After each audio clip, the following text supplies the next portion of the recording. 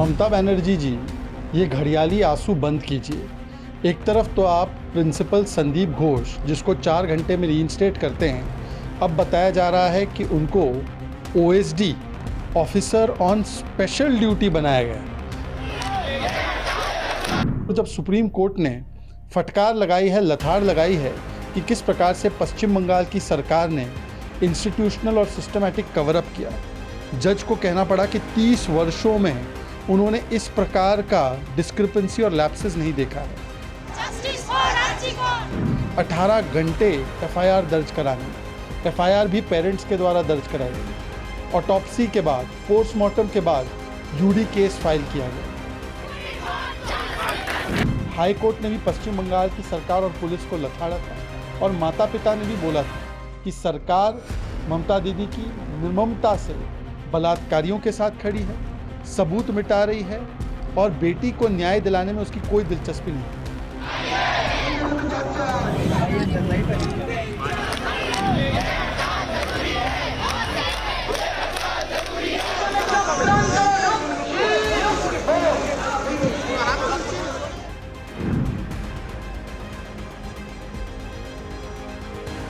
ममता बनर्जी जी, ये घड़ियाली आंसू बंद कीजिए।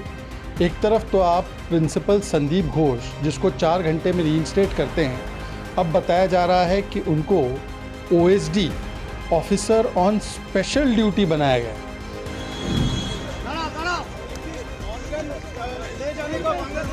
जिस प्रकार से कल कपिल सिब्बल ने भी हंसी और मजाक उड़ाया पीड़िता का कोर्ट रूम में, इससे पता चलता है कि ये निर्ममता वाली सरकार है, तो अब केवल ममता दिखाने का ढोंग करने से कुछ नहीं होगा।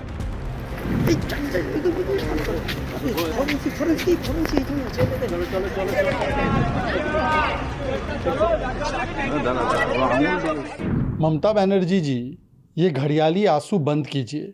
एक तरफ तो आप प्रिंसिपल संदीप घोष, जिसको 4 घंटे में रीइंस्टेट करते हैं, अब बताया जा रहा है कि उनको OSD officer on special duty बनाया गया है। मतलब वो कितने स्पेशल ऑफिसर है ममता बनर्जी की सरकार के लिए, ये फिर से पता चल रहा है।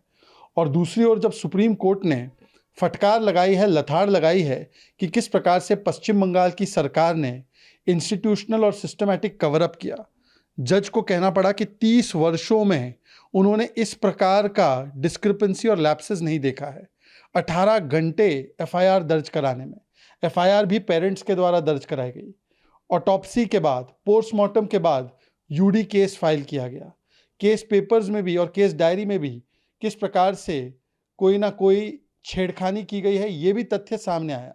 और केवल एससी ने नहीं, हाई कोर्ट ने भी पश्चिम बंगाल की सरकार और पुलिस को लथाड़ा था और माता पिता ने भी बोला था कि सरकार ममता दीदी की निर्ममता से बलात्कारियों के साथ खड़ी है, सबूत मिटा रही है और बेटी को न्याय दिलाने में उसकी कोई दिलचस्पी नहीं है। अब इस प्रकार से पत्र लिखने का कोई मतलब नहीं है। सवाल तो सिर्फ इतना बनता है कि ममता बनर्जी, ये बताइए कि आप कब इस्तीफा देंगी, आप कब जिम्मेदारी उठाएंगी। और दुख की बात यह है कि इंडी अलायंस के तमाम जो नेता है वो चुप है। वो इसलिए चुप है क्योंकि कन्नौज में जब अखिलेश यादव जी के नेता बलात्कार करते हैं तो उस पर कोलकाता वाले चुप हो जाते हैं, और कोलकाता में जब इस प्रकार का जघन्य अपराध होता है तो कन्नौज वाले चुप हो जाते हैं। और जिस प्रकार से कल कपिल सिब्बल ने भी हंसी और मजाक उड़ाया पीड़िता का कोर्ट रूम में, इससे पता चलता है कि ये निर्ममता वाली सरकार है, तो अब केवल ममता दिखाने का ढोंग करने से कुछ नहीं होगा।